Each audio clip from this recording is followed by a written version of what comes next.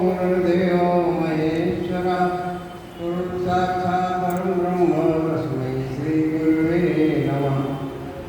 अखण्डमण्डलाकारं व्याप्तं येन चराचरं तत्पदं दर्शितं येन तस्मै श्रीगुरुवे नमः। नारायणं नमस्कृत्य नरं चैव नरोत्तमं देवीं सरस्वती व्यासं ततो जयमुदीरयेत्। भवातिमग्नं दीनं मां समुद्धर भवान् कर्मग्राहगृहीताङ्गं दासोऽहं तव शङ्कर। व्यासाय व्यासरूपाय विष्णवे नमो वै ब्रह्मनिधये वासिष्ठाय नमो नमः।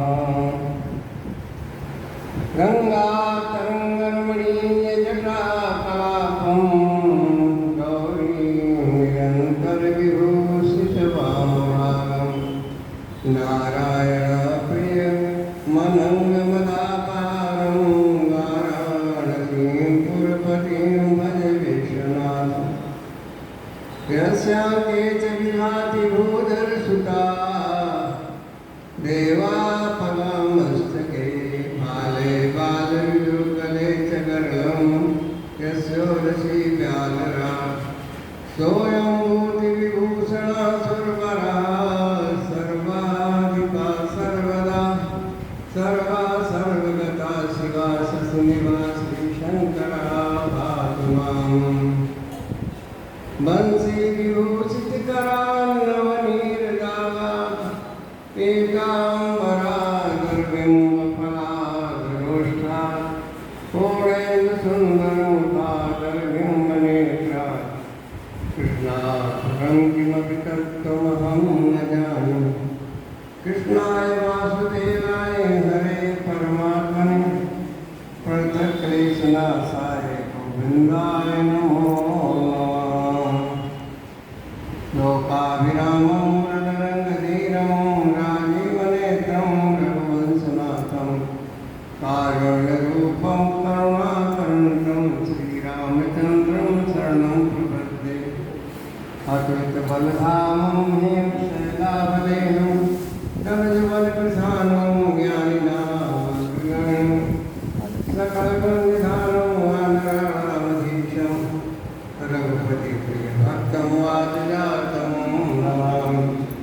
तत्रैव गङ्गा यमुना त्रिवेणी गोदावरी सिन्धु सरस्वती च सर्वाणि तीर्थानि वसन्ति ये यच्चर्चितोद्धार तथा प्रसङ्गा शङ्कर भगवान् की जय।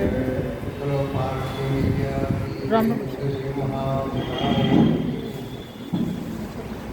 भगवान भोलेनाथ के अनेक लीलाएं हैं, अनेक अवतार किए हैं।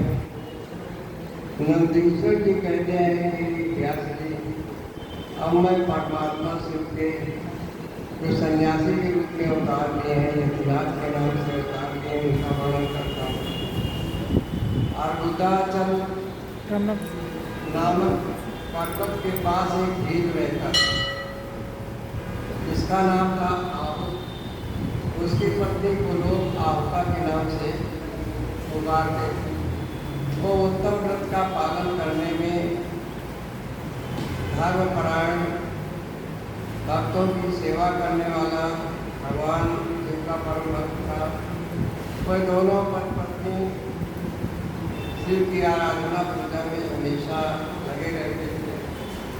एक दिन की बात है, उसके भक्त जो है अपनी पत्नी के लिए भोजन की तलाश में आहार की खोज करने के लिए जंगल में धनुष मारने के लिए गया।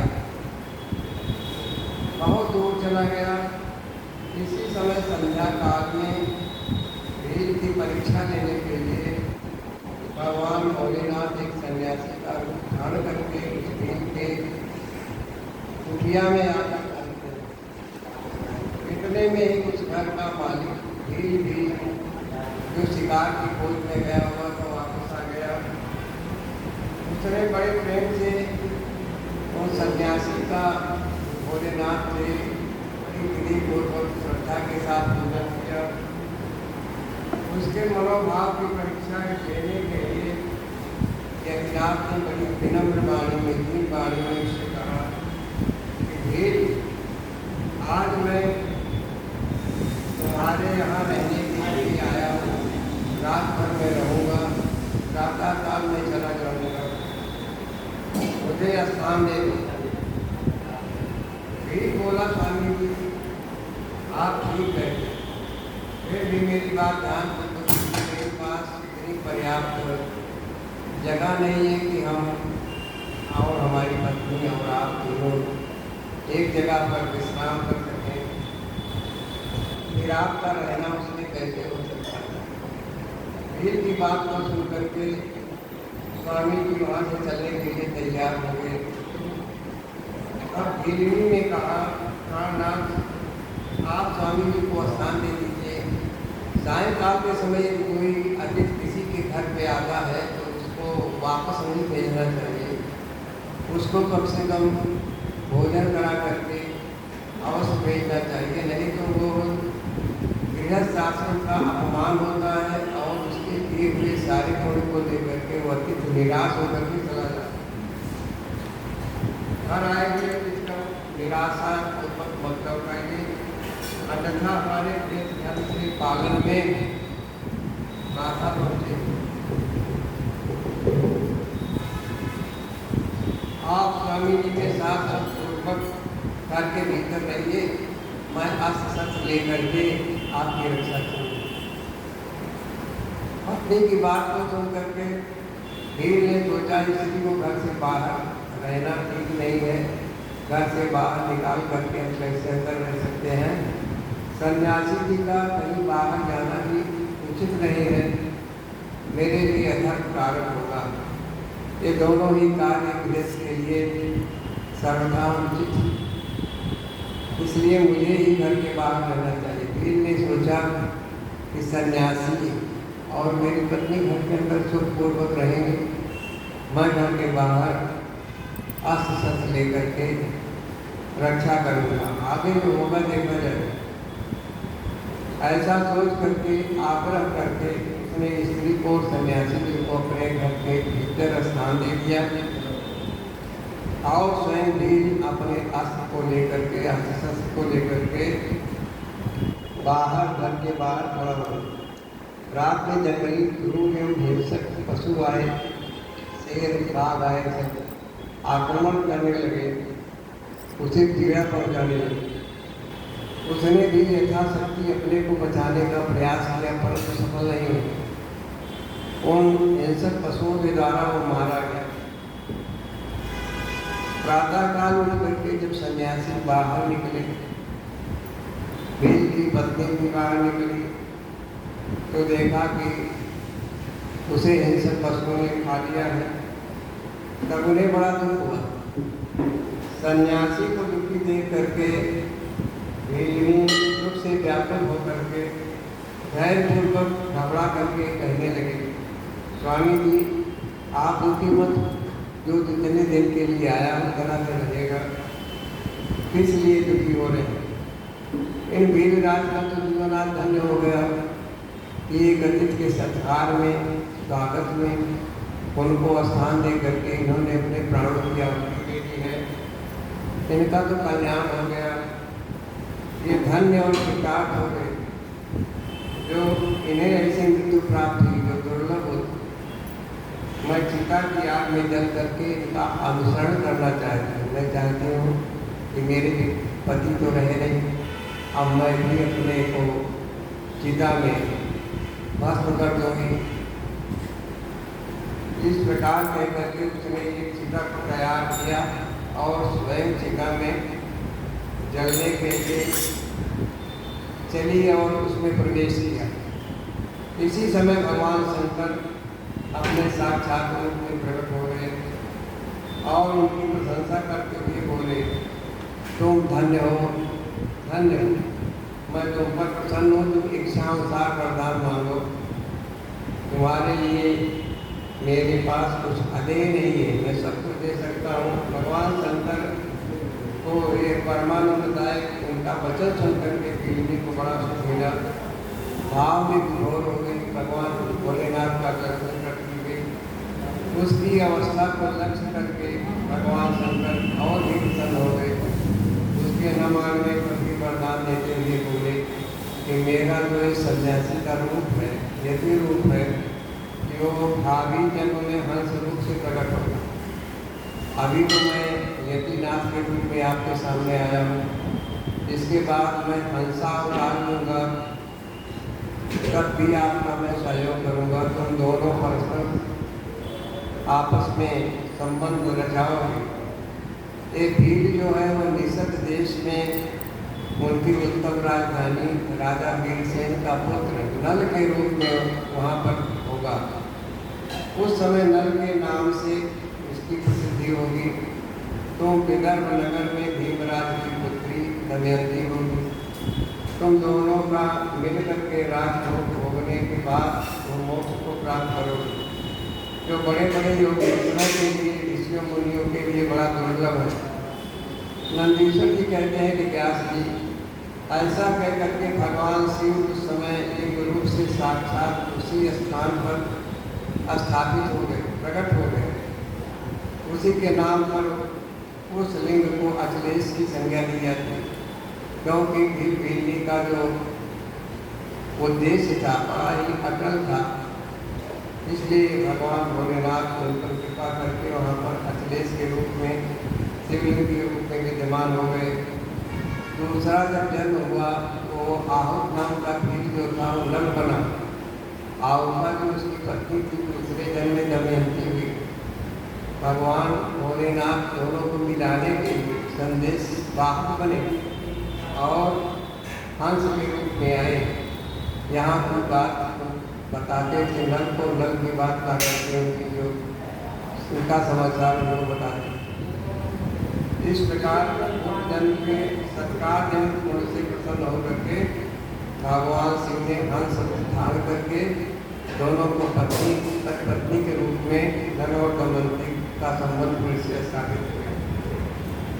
अब भगवान भोलेनाथ का एक अवतार हुआ जिसका नाम कृष्ण दर्शन।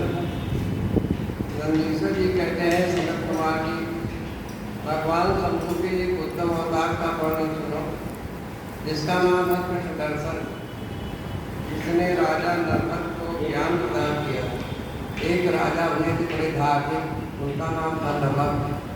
नभग के पुत्र हुए नाभाग, नाभाग के पुत्र हुए अम्बरीश। दुर्वासा जी इनके यहाँ परीक्षा लेने के लिए गए थे।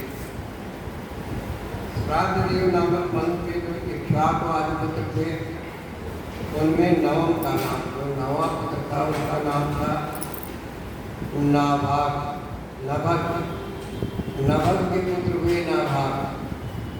नाभाग के ही पुत्र अम्बरीश थे, जो भगवान कृष्ण के परम भक्त थे। इनकी ब्राह्मण भक्ति की परीक्षा लेने के लिए दुर्वासा गए थे और प्रसन्न होकर के वापस आए। अम्बरीश के पितामह जो नभग कहे गए थे, उनके चरित्र का वर्णन सुनो। उन्हीं को भगवान शिव ने ज्ञान प्रदान किया। मनपुत्र नभग बड़े विद्वान, धार्मिक प्रवृत्ति के, प्रजा के पालक थे। उन्होंने विद्या अध्ययन के लिए दीर्घकाल तक इंद्रिय संयम पूर्वक गुरुकुल में निवास किया। और इसी बीच में ये बात आज भाइयों ने नभग के लिए कोई भाग न लेकर के पिता की संपत्ति आपस में बांट दी। नभग गए थे गुरुकुल में पढ़ने के लिए। उनके और जो भाई थे उन्होंने मौका देख करके अपने पिता की जितनी धन संपत्ति उसी से वापस में बांट दी। उसके बाद जब शिक्षा ग्रहण करके गुरुकुल से नभग आए तो उन्होंने अपना हिस्सा मांगा। तो सबने कहा भाई तुम तो थे नहीं उस समय, मुझे तुम्हारी याद नहीं है। हम लोगों ने परस्पर आपस में हिस्सा बांट लिया। एक कार्य हो सकता है, पिताजी को तुम अब हमारे हिस्से में, अपने हिस्से में ले लो, मैं आपको पिताजी को दे रहा हूँ। भाइयों मेरे लिए बात आप लोगों ने सारी संपत्ति का बंटवारा कर दिया। भाई बोले आप ये नहीं, अब आप पिताजी को मुझसे मिले। पर पिता के पास जाकर के नमक कहते हैं कि पिताजी क्या ये मेरे साथ अच्छा व्यवहार हुआ है। उन्होंने कहा ये आपके भाई जो है अत्यंत क्रूर है और ये लोभी प्रकृति हैं। साथ में विद्याधर के लिए गुरुकुल में गया था, इस बीच में भाइयों ने छोड़कर आपको द्वारा कर दिया है। तो बेटा भाइयों को इस बात पर विश्वास न करो, ये बड़े क्रूर थे। यदि तुमको मुझे ही अपने हिस्से में तुम्हारे हिस्से में दे दिया है तो मैं तुम्हारी जीविका का तुम्हारे जीने का प्रबंध करूँगा, तुम्हारी जीविका चलाने के लिए मैं कार्य करूँगा। उन्होंने पिता ने कहा कि इन दिनों आंगिरस गोत्री ब्राह्मण एक बहुत बड़ा यज्ञ कर रहे हैं।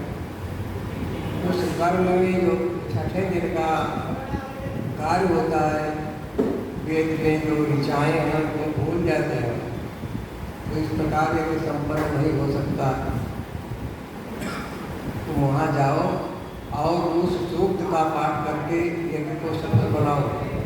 अंत में जब यज्ञ की समाप्ति होगी तो जो कुछ यज्ञ का अवशिष्ट अन्न जो भी बच जाएगा वो तुम्हारा होगा, तुमको वो लोग देकर चले जाएंगे,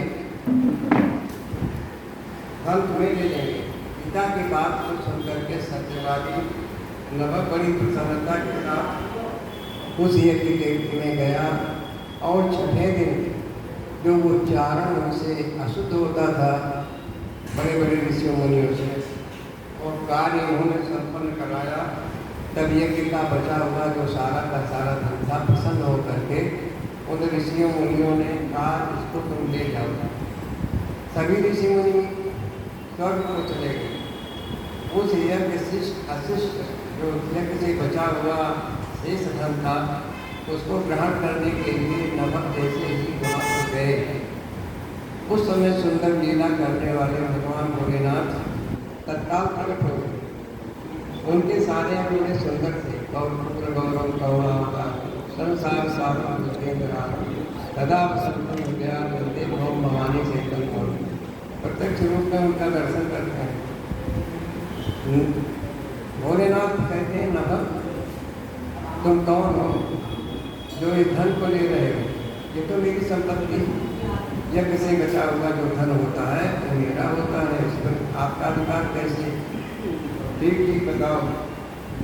नभक ने कहा ये तो यज्ञ से बचा हुआ जो धन था, यज्ञ कराने वाले जो ऋषि मुनि महात्मा आए हुए थे उन्होंने प्रसन्नतापूर्वक मुझे दे दिया है, ये मेरा है, इसको लेने से आप कैसे रोक सकते हैं?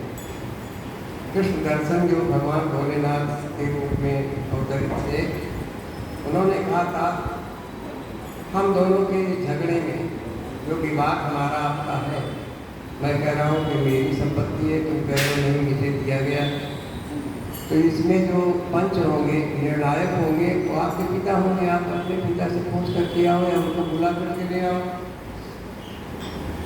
उसे ठीक ठीक यहाँ करके बताना।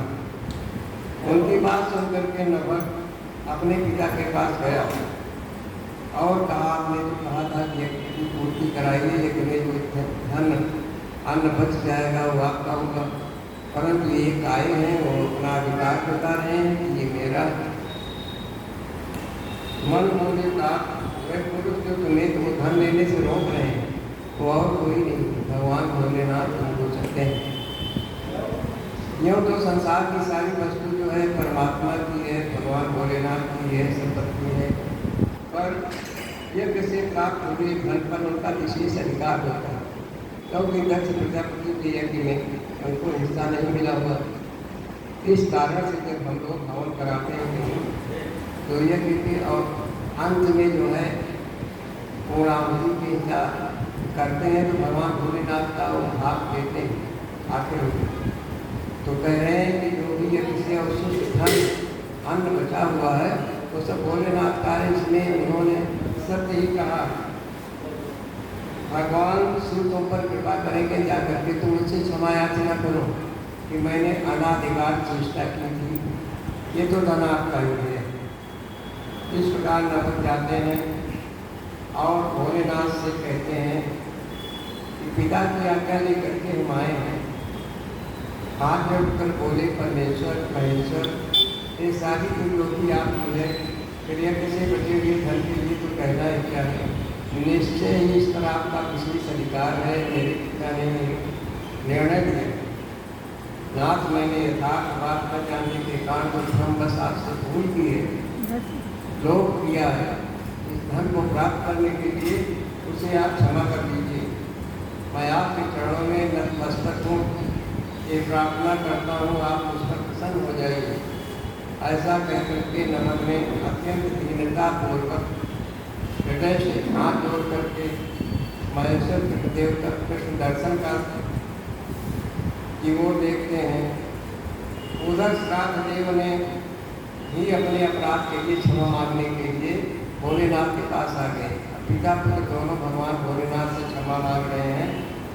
कृष्ण दर्शन बोले, नमक तुम्हारे पिता ने धर्म के अनुकूल बात की, वो सब ठीक, तुम्हारे अंदर भी साधुता है, सज्जन है, इसलिए मैं तुम पर बहुत प्रसन्न हूँ।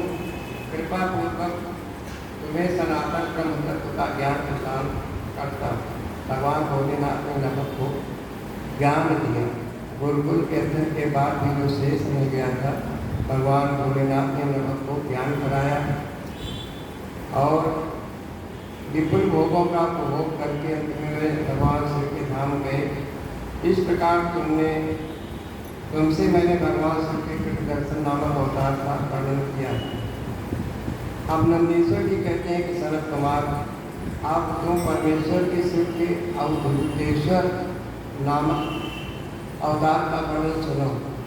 जबकि दिगंबर के रूप में भगवान भोलेनाथ अवतरित हुए थे, जिसने इंद्र के घमंड को भी चूर चूर कर दिया था।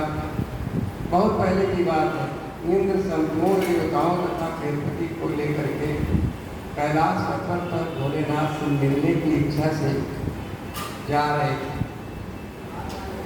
उस समय बृहस्पति और इंद्र के शुभागमन की बात को जान करके भगवान शंकर के मन में जिज्ञासा हुई, इच्छा हुई कि परीक्षा लेकर के देखे कि इनके अंदर कितना भक्ति भाव है, ये किस उद्देश्य से मेरे आए, इनकी कामना क्या है। तब भगवान शंकर उन दोनों की परीक्षा लेने के लिए अवधूत बन गए। दिगंबर वेश, नग्न अवस्था, उनके शरीर पर कोई वस्त्र नहीं था, वह प्रज्वलित अग्नि की समान शरीर में मस्तक पर तेज विराजमान था, महाभयंकर दिखाई पड़ते थे। उनकी आकृति बड़ी सुंदर दिखाई पड़ती। वह राह हो करके जिस रास्ते से इंद्र और सभी देवता जा रहे थे, रास्ता हो करके खड़े हो गए। इसलिए वह ये न जान सके कि ये साक्षात भगवान शंकर हैं। उन्होंने इंद्र ने रास्ते में खड़े हुए दिगंबर रूपधारी भगवान भोलेनाथ से पूछते हैं, तुम कौन हो? इस नगर में नग्न अवधूत के देश में कहाँ से आए? बताओ, देर न करो। भगवान से अपने स्थान पर हैं या इस समय कहाँ पर हैं? पूछने के लिए उन्होंने जैसे ही प्रयास किया, मैं देवताओं तथा गुरु जी के साथ उनके दर्शन के लिए जा रहा हूँ। इंद्र के बार बार पूछने पर भोलेनाथ कुछ बोले ही नहीं, मौन ही रहे। कौतुक करने वाले अहंकारी महायोगी तो कुछ नहीं बोले, चुप रहे। ऐश्वर्य का घमंड रखने वाले देवराज इंद्र ने क्रोधपूर्वक कहा, अरे तू बोलता क्यों नहीं जटाधारी? इस प्रकार कहा। इंद्र बोले, अरे मूर्ख दुर्मते, तू बार बार पूछने पर भी मौन रहता है, उत्तर क्यों नहीं देता? इसलिए मैं तुझे वज्र से मारता हूँ, देखो कौन तेरी रक्षा करता। इंद्र ने वज्र का प्रहार करना चाहा, जैसे ही उनका हाथ जो है स्तंभित हो गया, अकड़ गया, झुक नहीं पा रहा। ये देखकर भगवान शंकर ने शीघ्र ही इस वज्र का संबंध कर दिया, इसलिए वे वज्र का प्रहार न कर सके। इसके बाद उनको तत्काल क्रोध के कारण इंद्र से प्रज्वलित हो उठा। भगवान भोलेनाथ क्रोधित हो गए उनका जो चेहरा था वो लाल हो गया क्रोध के कारण, सर विभाग चलने लगा, जिसका पराक्रम मन के बल से अवरुद्ध हो गया था। बृहस्पति ने उस पुरुष को अपने तेज से, अपने ज्ञान से जान लिया कि ये और कोई नहीं हो सकते, ये भगवान हर है, भोलेनाथ जी है। फिर वह हाथ जोड़ करके प्रणाम करके उनकी स्तुति करने लगे। स्तुति के बाद उन्होंने इंद्र को उनके चरणों में गिरा दिया। बृहस्पति ने आदेश दिया कि इनके चरणों में नतमस्तक हो जाओ, इनको प्रणाम करो, और कहा दीनानाथ महादेव, यह इंद्र आपके चरणों में पड़ा हुआ है, व्याकुल अवस्था में है, इसने बहुत बड़ा अपराध किया है, आप इसका और मेरा भी उद्धार कर दें, हम दोनों पर क्रोध नहीं करें, प्रेम करें। महादेव शरणागत इनकी रक्षा करिए, रक्षा करिए। आपके ललाट से प्रकट हुई है आग इन्हें जलाने के लिए आ रही है। बृहस्पति की बात को सुन करके अवधेश के रूप में, अवधूत के रूप में वेशधारी करवाचन भगवान भोलेनाथ ने हंसते हुए कहा, अपने नेत्र से रोष बस बाहर निकली हुई अग्नि को मैं पुनः कैसे वापस लौटा सकता हूँ। जैसे कोई ऐसे संधान करे छोड़ दे तो उसके बाद वापस कैसे हो। भगवान भोलेनाथ ने ऐसा कहा कि मैं कैसे इसको वापस करूं, मेरे ललाट से जो ये ज्वाला निकली हुई है इसको मैं कैसे उद्धारण करूं। क्या सर्प अपनी छोड़ी हुई केचुल को उद्धार कर सकता है? नहीं कर सकता। बृहस्पति बोले, देव भगवान भक्त सदा ही कृपा के पात्र होते हैं, आप अपने भक्त वत्सल नाम को झटकार कीजिए और इस भयंकर तेज को कहीं अन्य डाल दीजिए। रुद्र ने कहा, देव गुरु, मैं तुम पर प्रसन्न हूँ, इसलिए उत्तम वरदान देता हूँ। इंद्र को जीवन दान देने के कारण आज से तुम्हारा एक नाम जीव है। बृहस्पति का एक नाम जीव है। उन्होंने भगवान भोलेनाथ ने कहा, तुम्हारा आज से एक नाम जीव मैं तुम्हें देता हूँ, क्योंकि तुमने इंद्र की रक्षा के लिए बड़ी प्रार्थना की। आज से तुम्हारा एक नाम जीव होगा। मेरी ललाटवर्ती मेरे मस्तक नेत्र से निकली हुई है आग में प्रकट हुई है, इसे देवता नहीं सह पाएंगे, अतः इसको मैं बहुत दूर छोड़ूंगा, जिससे इंद्र को फिर वापस आकर पीड़ा पहुँचा सके। ऐसा कह करके अपने तेज को, अपनी अग्नि को हाथ में लेकर के भगवान से समुद्र के अंदर फेंक दी और कहा, समुद्र का जो जल है तुम्हारा आहार होगा, इस समुद्र के जल को तुम धारण करो, अपना आहार बनाओ, इसमें सदा सर्वदा बनाओ। उसी से सिंधुपुत्र जलंधर का उत्पत्ति होती। फिर देवताओं की प्रार्थना करने से भगवान शिव ने असुरों के स्वामी जलंधर का वध किया। भगवान भोलेनाथ के मस्तक की निकली हुई अग्नि ज्योति को एक रूप धारण करके जलंधर के रूप में हुई, जो कि भगवान भोलेनाथ के हाथों से श्रवण हुआ। अवधूत रूप से ऐसी सुंदर लीला करके लोक कल्याणकारी शंकर भगवान अंतर ध्यान हो गए। फिर सब देवता निर्भय होकर के इंद्र और बृहस्पति भी ऐसे मुक्त हो गए, सुख के भागी बने। अनेक अवतार भगवान भोलेनाथ का है। भिक्ष वर्या अवतार की कथा नंदीश्वर कहते हैं कि मुनिश्रेष्ठ, अब तुम भगवान शंभु के नारी संदेह भंजक भिक्ष अवतार को सुनो, जिसे उन्होंने अपने भक्त पर दया करके ग्रहण किया था। विदर्भ देश में सत्यरथ नाम से एक प्रसिद्ध राजा हुए हैं, जो धर्म में तत्पर थे, पुण्य करता थे, बड़े बड़े दान देते थे, शिव भक्तों से भी प्रेम करते थे। वह धर्मपूर्वक पृथ्वी का संचालन कर रहे थे। उनका बहुत सा समय सुख से बीता। इसके बाद किसी समय साल देश के राजाओं ने उस राजा की राजधानी पर आक्रमण कर दिया। चारों ओर से नगर को घेर दिया। बलोन्मत्त सालदेशीय क्षत्रियों के साथ उनके पास बहुत बड़ी सेना थी। राजा सतरथ का और सालदेश के राजा का घनघोर युद्ध हुआ। शत्रुओं के साथ दारुण युद्ध करके उनकी भारी सेना नष्ट हो गई, सत्यरथ की सेना नष्ट हो गई। फिर वह दैवलोक से उनके हाथों मारे गए। उन नरेश के मारे जाने पर मरने से बचे हुए जो सैनिक थे, मंत्रियों के सहित सब भय से व्याकुल होकर के भाग लिए थे। मुने उस समय के गर्भराज सत्यरथ की महारानी शत्रुओं से घिरी होने पर भी कोई प्रयत्न करके रात के समय अपने नगर से बाहर निकल गई। चारों तरफ से नगर घिरा हुआ है सत्यरथ का, परंतु रानी किसी न किसी देश को बदल करके रात में नगर से बाहर निकल गई। कोई गर्भवती, इसलिए शोक से संतप्त होकर भगवान शंकर के चरणारविंदों का स्मरण करते हुए, ध्यान करते हुए धीरे धीरे पूर्व दिशा की ओर जाने लगे। सवेरा होने पर रानी ने भगवान शंकर की दया से एक निर्मल सरोवर देखा। उस समय तक वह बहुत दूर का रास्ता तय कर चुके थे। सरोवर के तट पर आकर के कुमारी रानी ने उस उनके अंदर गर्भ था एक सुंदर बच्चे का जन्म दिया। उस निर्जन वृक्ष के नीचे ही रानी ने जब बालक को जन्म दिया, जो सभी लक्षणों से संपन्न था। दैववश उस बालक की रानी को बड़ी जोर की प्यास लगी। तब वह पानी पीने के लिए उस सरोवर में उतरी।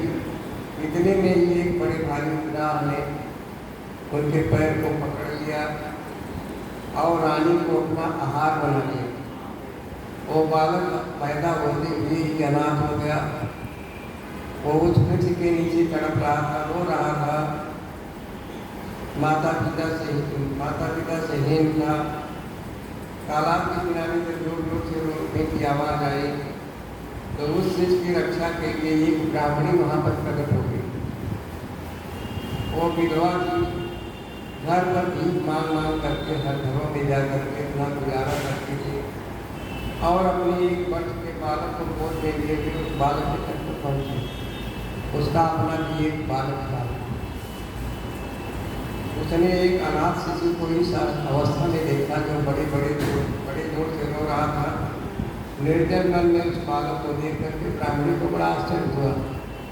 सोचने लगे कि इसके पास कोई है नहीं, न माता है न पिता है, बालक आया कैसे, अभी इसकी नाल भी नहीं कटी है, अभी तो सुकुमार है, अभी जन्म लेता हुआ बच्चा है। मन ही मन विचार करने और कहने लगे, अहो परमात्मा की कितनी विचित्र लीला है कि वो नवजात शिशु जिसकी नाल भी नहीं कटी है पृथ्वी पर पड़ा हुआ, इसकी माँ भी नहीं है, पिता भी नहीं है, दूसरे कोई सहायक आसपास नहीं दिख रहे हैं, न जाने किसका पुत्र है, इसे जानने वाला यहाँ कोई भी नहीं है। इसके जन्म के विषय में किससे पूछूं? इसे देखकर मेरे हृदय में करुणा दया उत्पन्न हो रही है। इस बालक को अपने और के साथ पालन पोषण करना चाहती हूँ, इसका पालन करूँगी, परंतु ये किसका पुत्र है?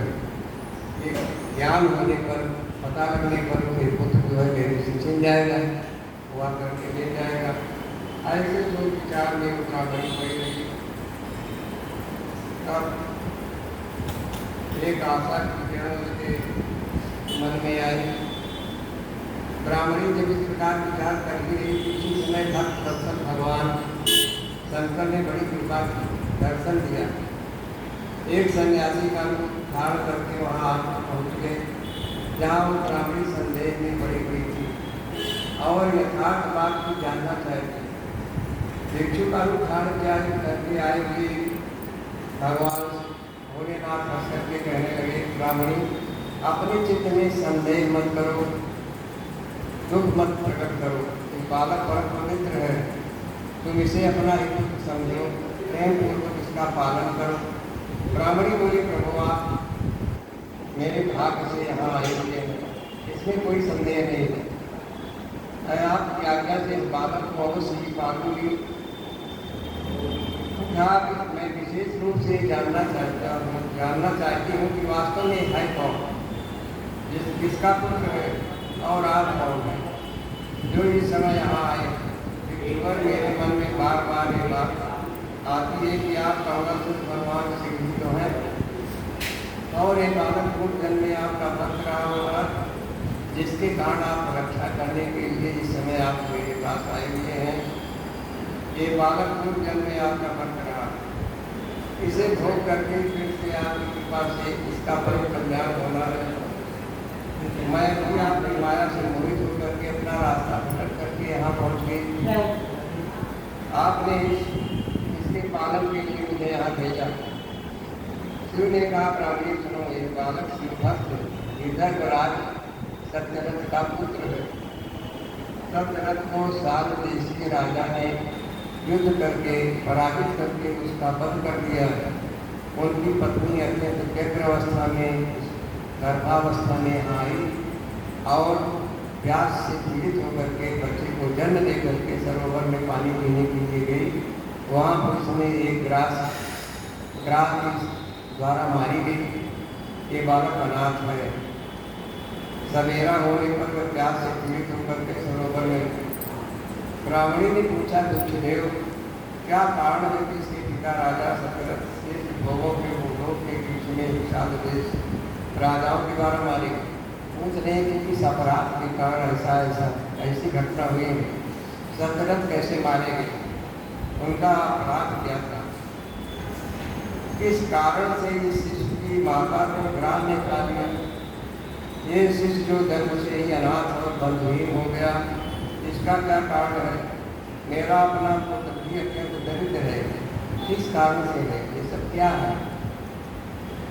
मेरे इन दोनों पुत्रों को भविष्य में कैसे सुख मिलेगा? इसका भविष्य क्या है? ऋषिवंश ने कहा, इस राजकुमार के पिता विदर्भराज पूर्व जन्म में पांड्य देश के राजा थे। सब धर्मों के ज्ञाता थे और संपूर्ण पृथ्वी का धर्मपूर्वक पालन करते थे।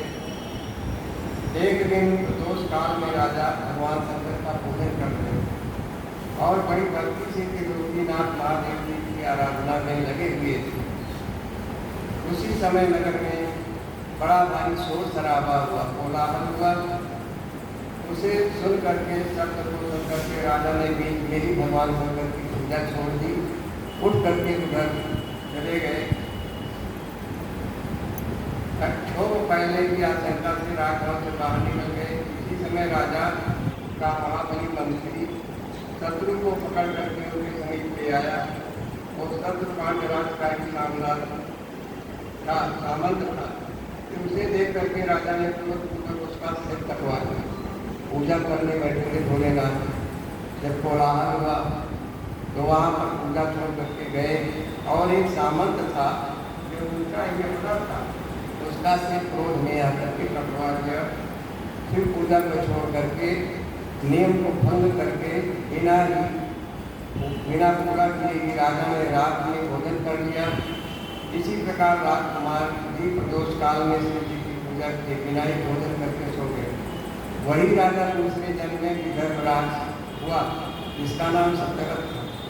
शिव जी की पूजा में विघ्न होने के कारण शत्रुओं ने उस सुख के बीच उसे मार डाला। पूर्व जन्म में जो इसका पुत्र था, वही इस जन्म में भी इसका पुत्र हुआ, जो जंगल में जा करके रानी ने अपना प्रसव किया था।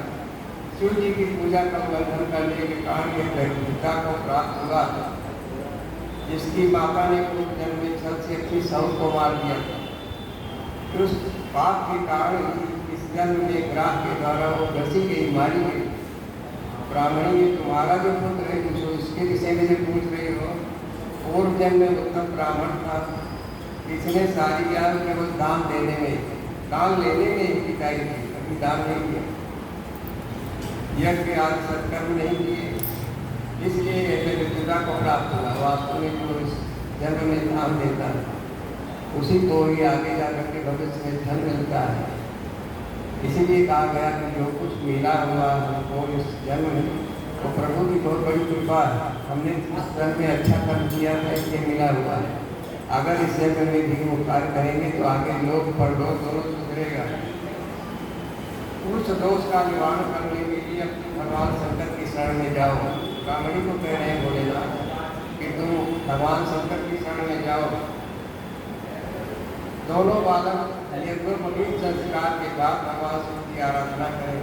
दोनों बालकों का जब हो जाएगा, जनेऊ हो जाएगा, उनकी संस्कार हो जाएगा, इसके बाद भगवान की पूजा करें, आराधना करें। इस प्रकार ब्राह्मणी को आदेश दे करके, उपदेश दे करके भगवान भोलेनाथ जो एक संसार सन्यासी के रूप में आए हुए थे, भक्त सरस्वती ने उसे अपने उत्तम स्वरूप का दर्शन कराया। उन्हें साक्षात शिव जान करके ब्राह्मण पत्नी ने बड़ी श्रद्धा और प्रेम के साथ उनकी स्तुति की, प्रार्थना की और प्रेम से गदगद वाणी द्वारा उनकी स्तुति की। उनके चले जाने पर ब्राह्मणी बालक को लेकर के अपने पुत्र के साथ घर को चली गई। एक चक्रा नाम के सुंदर ग्राम में उसने घर बना रखा। एक गांव था जिसका नाम था एक चक्रा। वहाँ रह करके दोनों बेटों के साथ ब्राह्मणी उत्तम अन्न से बेटी तथा राजकुमार का भी पालन करती थी। वो राजकुमार का भी पालन करती थी और अपने बेटे का बराबर कार्य थी। यथा समय ब्राह्मणों ने उन दोनों का यज्ञोपवीत संस्कार कराया। वे दोनों की पूजा में लग गए। घर पर ही बड़े हुए शांडिल्य मुनि के उपदेश से नियम परायण दोनों शुभ व्रत रख करके प्रदोष काल के समय भगवान शंकर की पूजा करते रहे। एक दिन ब्राह्मण कुमार राजकुमार को साथ लिए बिना की नदी में स्नान करने के लिए गया। एक दिन की बात है कि दो पुत्र जो ब्राह्मणी के थे, एक तो राजकुमार था और एक उसका अपना पुत्र था। दोनों नदी में स्नान करने के लिए गए। वहाँ उसे निधि से भरा हुआ एक सुंदर कलश मिल गया। एक कलश नदी के अंदर मिला, जिसमें सोने की असंख्यां भरी हुई, पूरा खजाना भरा हुआ। इस प्रकार भगवान शंकर की पूजा करते हुए उन दोनों कुमारों का घर में एक वर्ष बीत गया। एक दिन राजकुमार ब्राह्मण के साथ जंगल में गया। वहाँ अकस्मात एक गंधर्व कन्या आ गई। उसके पिता ने वो कन्या राजकुमार को दे दी।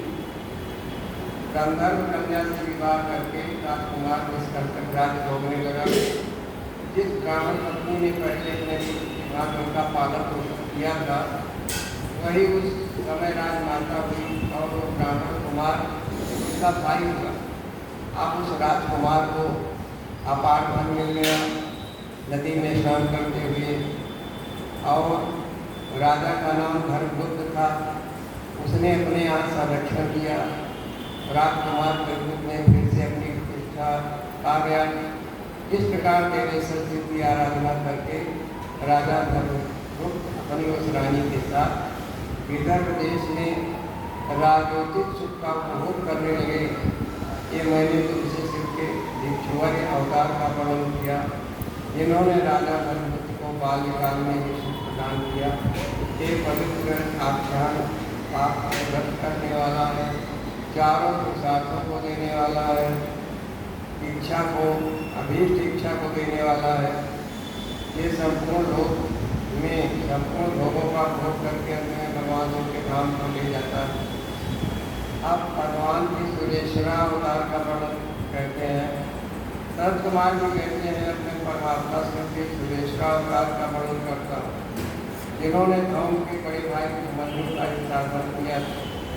तो उपमन्यु प्यार विभाग होने के पुत्र थे। उपमन्यु बड़ा ही धार्मिक विचार करता, गुरुकुल में पढ़ता था। उन्होंने पूर्व जन्म में ही सिद्धि प्राप्त कर ली। वर्तमान जन्म में मुनि कुमार के रूप में प्रकट हुए। वह शिशु अवस्था में, छोटी अवस्था में थी। माता के साथ मामा के घर में रहते। किसी कारणवश वो मामा के यहाँ जा करके रहते थे।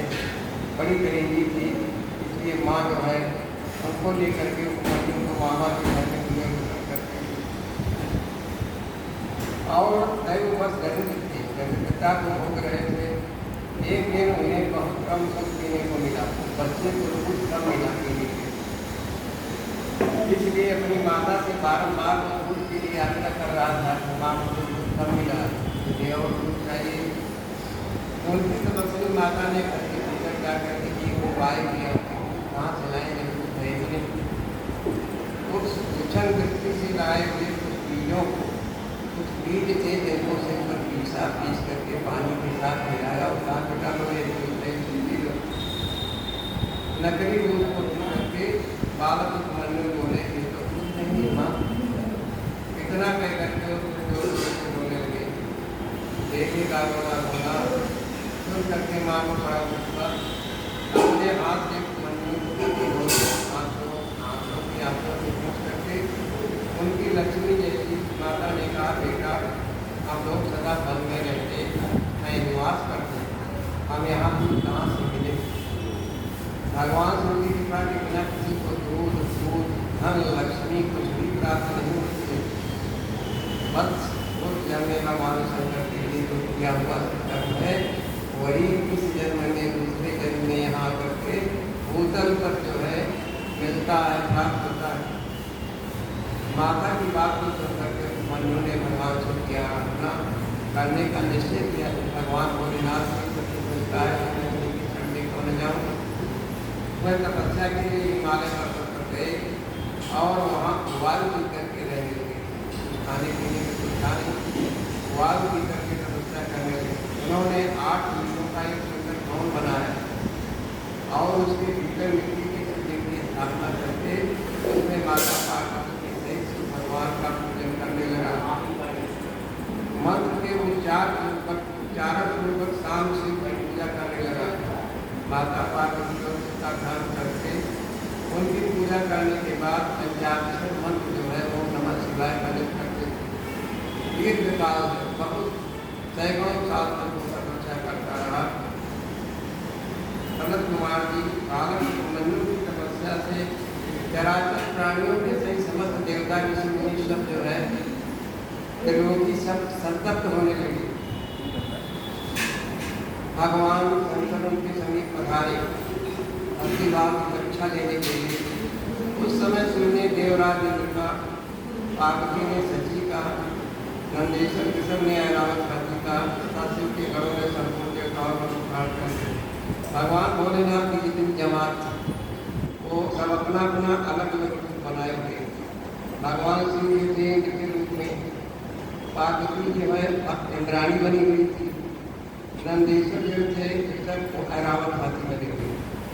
शिव गणों ने संपूर्ण देवताओं का रूप धारण करके वहाँ निकट आने पर सुरेश्वर रूपधारी शिव ने बालक उपमन्यु को वर मांगने के लिए अब इंद्र का पूरा परिवार बन करके भोलेनाथ जब गए उसने कहा उपमन्यु जो तुम्हारा अभीष्ट हो, जो तुम्हारी इच्छा हो वो वरदान मुझसे मांग।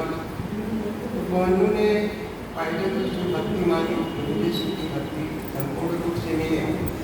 फिर अपने को इंद्र बता करके जब उन्होंने उसकी निंदा की तब उस बालक ने भगवान शिव के किसी से कुछ लेना चिंता नहीं। जब भगवान भोलेनाथ की निंदा इंद्र करने लगे जो भगवान भोलेनाथ ने भी बने हुए थे तो बालक ने क्रोधपूर्वक उसने कहा मुझे भगवान शिव के अतिरिक्त किसी से कुछ लेना देना नहीं है। वह इंद्र को मारकर स्वयं की मर जाने को उद्यत हो गए। उन्होंने जो अघोरात्र चलाया उस नंदी ने पकड़ लिया और उन्होंने अपने को जलाने के लिए जो अग्निष्ठान उसे भगवान शिव ने शांत कर दिया। तो बालक जो है उसने कहा मैं जल जाऊंगा, मर जाऊंगा, लेकिन किसी से कुछ नहीं प्राप्त करूंगा। उस समय भगवान भोलेनाथ अपने उस रूप में आ जाते हैं, असली रूप में आ जाते हैं और मनु बालक का मस्तक सूंघ करके कहा बस मैं तुम्हारा पिता और ये पार्वती देवी तुम्हारी माता है। हम तुम्हारी परीक्षा के लिए तुम्हारे पास आए हुए थे। तुम्हें आज से सनातन कुमारक प्राप्त होगा। मैं तुम्हारे लिए दूध दही मधु के हजारों समुद्र दे रहे भक्ष भोजन पदार्थों के तुम समुद्र हो। मैं तुम्हें अमृत देता हूँ, अपने गणों का आधिपत्य प्रदान करता हूँ। ऐसा करके भगवान शंभु ने उपमन्यु को बहुत से वर दिए। भागवत ज्ञान व्रत का योग किया, प्रवचन की शक्ति दी थी, तुम कहीं भी प्रवचन कर सकते हो और अपना परम पद अर्पित किया। फिर दोनों हाथों से भगवान भोलेनाथ ने उपमन्यु को अपनी छाती से लगा लिया, अपने हृदय से लगा करके उनका मस्तक सूंघा और देवी पार्वती को कहा ये तुम्हारा तुम्हारा बेटा। पार्वती ने भी बड़े प्यार से उसके मस्तक पर अपना कर कमल रखा और कहा, कुमार को प्रणाम किया। शिव ने संतुष्ट होकर के उनके लिए पिंडीभूत एवं अविनाशी साकार क्षीर सागर प्रस्तुत कर दिया। इतना कहकर के भगवान को अंतर्ध्यान हो गए। उपमन्यु भगवान भोलेनाथ और माँ पार्वती से कर पाकर के पूर्वक भक्तों वापस चले आए। उन्होंने माता से सारी बातें बताई।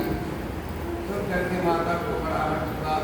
माता के ही उपदेश से जो उपमन्यु गया हुआ, तो माता ने कहा था कि जो कुछ मिलता है लक्ष्मी जो मिलती है भगवान भोलेनाथ के प्रसाद से मिलती है। बेटा माँ के पास जाता है कहता है भगवान भोलेनाथ प्रकट हुए और मुझे ऐसा वरदान दिए का समुद्र क्षीर दही का समुद्र दीजिए।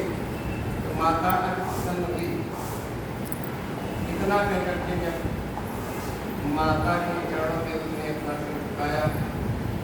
इस प्रकार से ये कथा जो है पाप को दूर करने वाली है, संपूर्ण मनोवांछित फल को प्राप्त करने वाली है। जो इसे भक्ति पूर्वक सुनता है माता संपूर्ण सुख को प्राप्त करता है।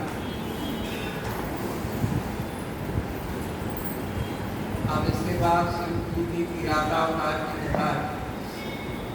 किरातावतार के प्रसंग में श्री कृष्ण द्वारा वन में दुर्वासा के साथ से पांडवों की रक्षा। पार्वती के विवाह प्रसंग में वे जटिल नर्तक और दुई अवतारों की रामावतार की बात कह करके नरेश्वर आगे कहते हैं। बुद्धिमान सनत कुमार जी उस अवतार में उन्होंने मूक नामक दैत्य का वध किया था। प्रसन्न होकर के अर्जुन को वर प्रदान किया था।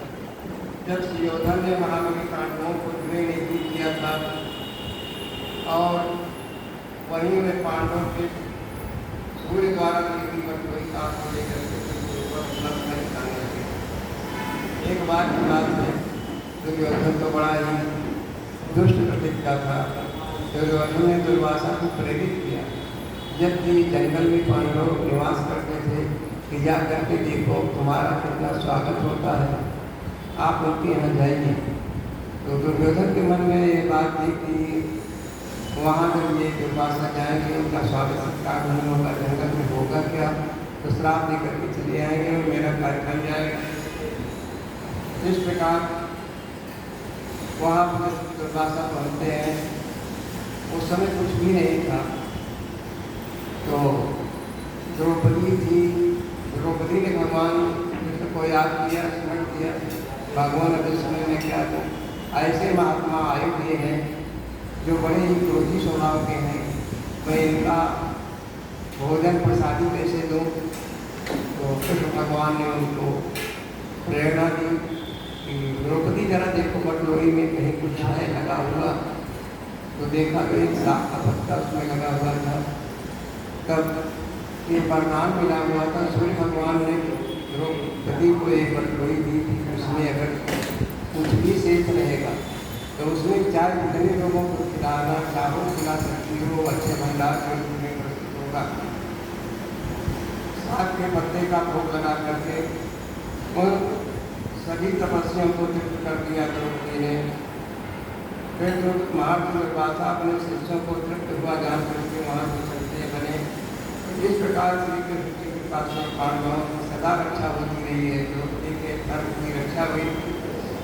भगवान श्री कृष्ण ने पांडवों को शिव की आराधना करने की राय दी।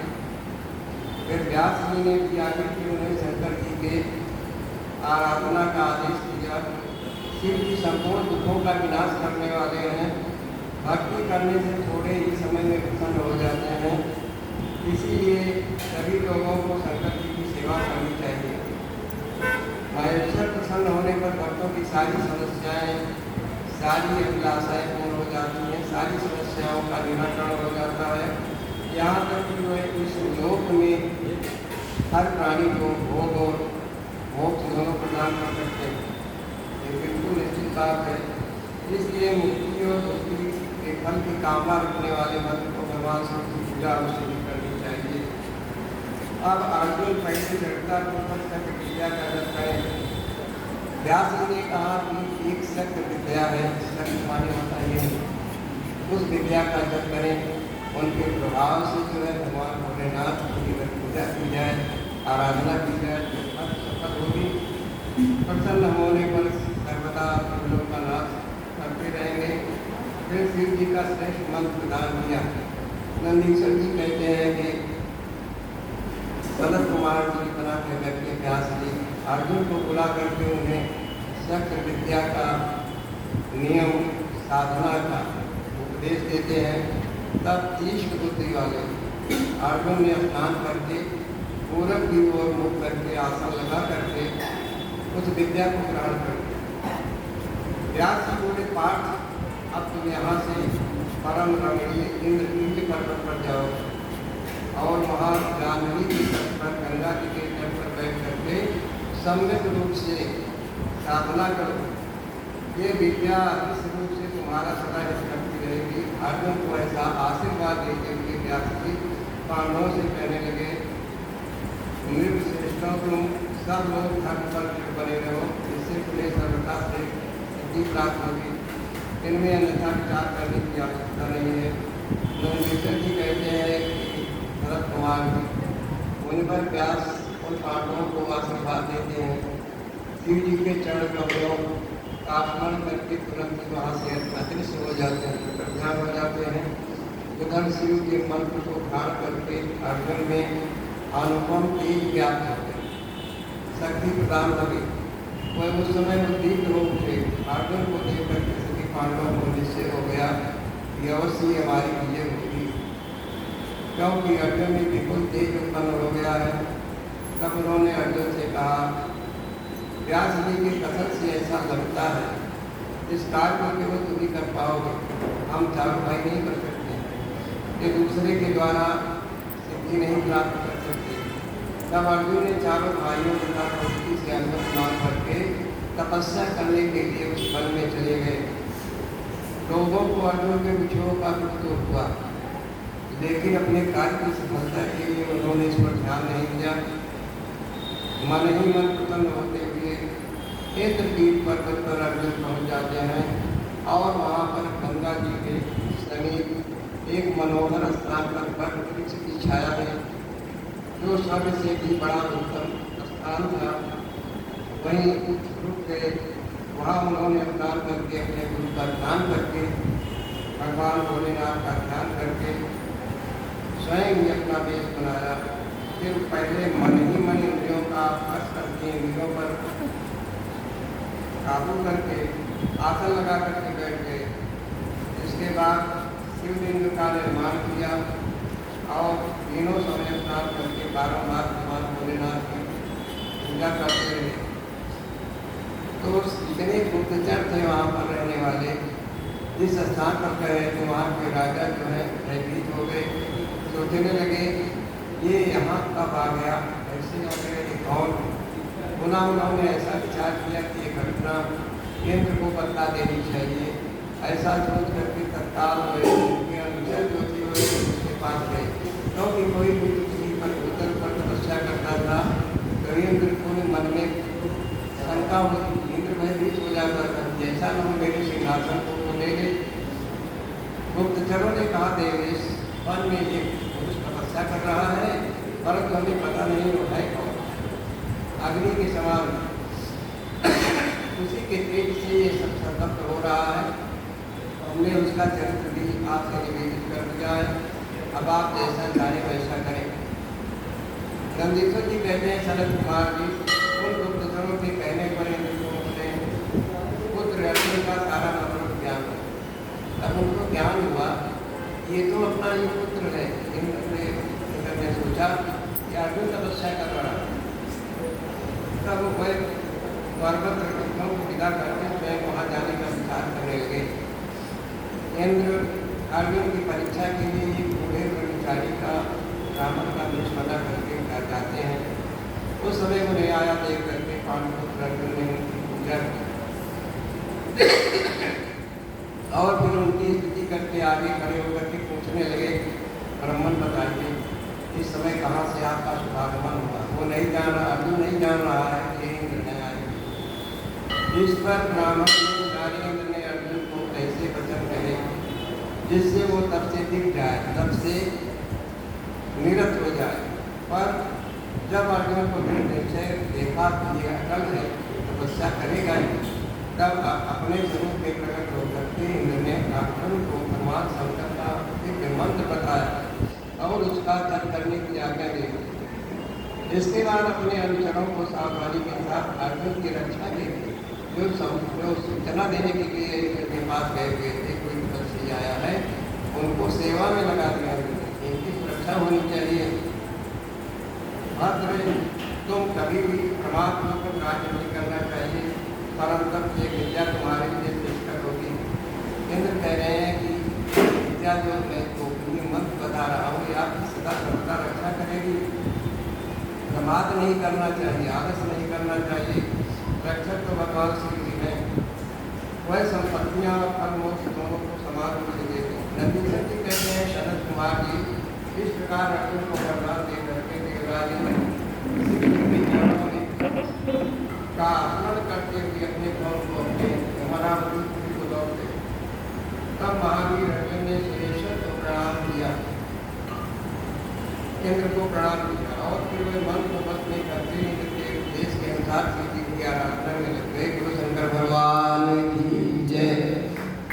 ओम नमः शिवाय, ओम नमः शिवाय, हर हर भोले नमः शिवाय, ओम नमः शिवाय, ओम नमः शिवाय, हर हर भोले नमः शिवाय।